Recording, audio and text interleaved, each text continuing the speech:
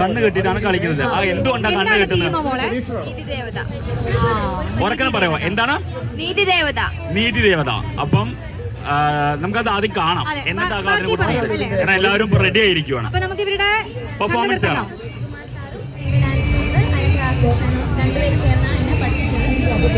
നൃത്തം പഠിക്കാൻ തുടങ്ങിയിട്ട് എത്ര നാളായി?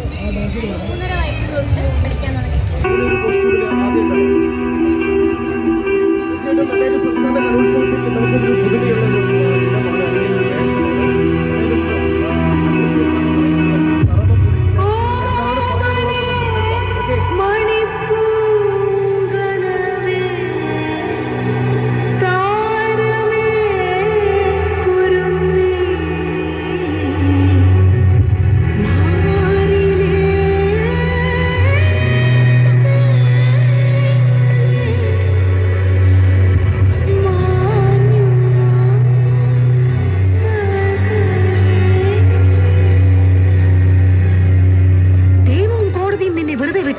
പക്ഷെ ഈ അമ്മയുടെ നിയമപുസ്തകത്തിൽ നിനക്കും മാപ്പില്ല.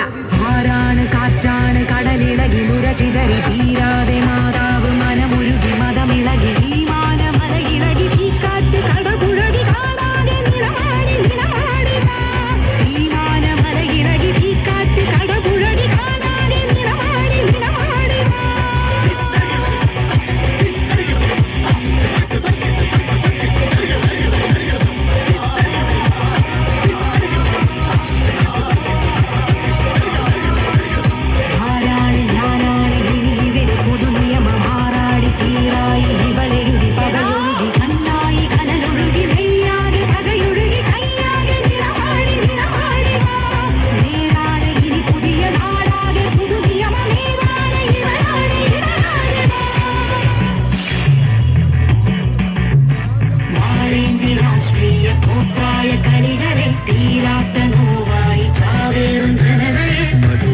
സോദര കാടിന്റെ പുത്രനെ കഴുവേറ്റി നാമിത നഗരമധ്യം.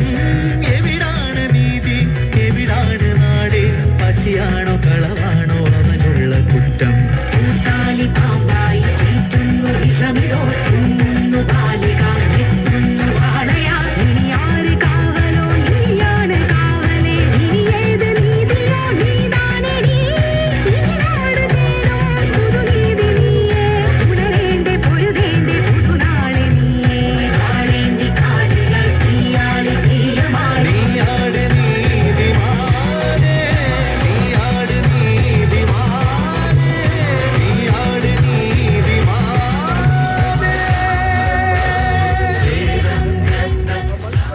കളിക്കുകയാണ് അവസാന നിമിഷങ്ങളിൽ. അടിപൊളി.